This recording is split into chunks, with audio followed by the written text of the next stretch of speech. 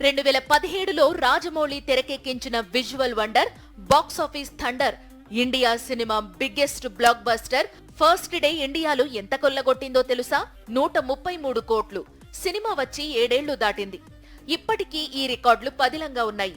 ఎన్నో black busters వచ్చాయి, కానీ ఈ రికార్డును టచ్ చేయలేకపోయాయి. ఇప్పుడు పుష్ప 2 వచ్చింది. బాహుబలి 2 ఫస్ట్ డే కలెక్షన్స్ బద్దలయ్యాయి. ఈ సినిమా తొలి రోజే ఇండియాలో 150 నుంచి 180 కోట్లు వచ్చే అవకాశాలు ఉన్నాయట. పుష్ప 2 చూసేందుకు ఇటు తెలుగు రాష్ట్రాలు, అటు నార్త్ బెల్ట్ తెగ పోటీ పడుతున్నాయి. మొత్తం నార్త్ నుంచి 70 కోట్లు, తెలుగు రాష్ట్రాల నుంచి 70 కోట్లు వచ్చే అవకాశాలు ఉన్నట్లు సమాచారం. ఈ లెక్కలో ఇండియాలో పుష్ప 2 కలెక్షన్స్ ఎంత అనేది ఊహకు కూడా అందడం లేదు. గతంలో RRR, KGF 2 లాంటి బ్లాక్ బస్టర్ వచ్చినప్పటికీ వాటికి లో టికెట్ రేట్, మరో సినిమా క్లాషెస్ వల్ల ఈ రికార్డు సాధ్యపడలేదు. కానీ పుష్ప 2కు ఆ ఛాన్స్ లేదు.